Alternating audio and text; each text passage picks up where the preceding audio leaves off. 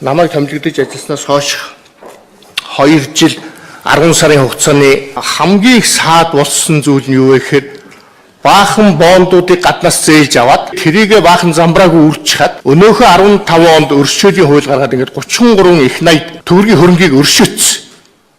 Өөрөөр хууль бусаар олсон гэсэн хууль бусаар тайлагнаагүй гэсэн 33 их 80 төгрөгөө өөрсдөө гаргацсан. Энэ нь олон улсын бүх байгууллагуудаар очиод үндсэндээ Монгол гэдэг улсын нэр тэр чигээр батаар болсон. 10 хоногийн өмнө би Монгол улсын ерөнхийлөгч үндэсний аюулгүй зөвлөлийн тэргуунд болон улсын их хурлын дарга оюут толгойн ажлын хэсгийн ахлагч эдийн засгийн байнгын хорооны дарга нарт оюутлогтой холбогдолтой тохиомлыг өгсөн байгаа. Энд маш ноцтой асуудлууд хөндөгдсөн. Энэ бол хамгийн том шалгасан хэрэг гэж би хэлэх гэж байна. Энийг шалгаж явах явцад бол үндэстэн намсан корпорац олон эдийн засгийн хөрөнгө мөнгөтэй маш олон улсуудтай янз бүрийн арга замаар нүүр тулсан. Тэд нар юу ч хийж ирсэн бэхээр Монгол энийг ойлгох юм уу? Чадах юм уу? гэдэг ийм байдлаар хандж ирсэн. Бид бол энийг нэлээд амжилттай сайн шалгасан гэж үзэж байгаа.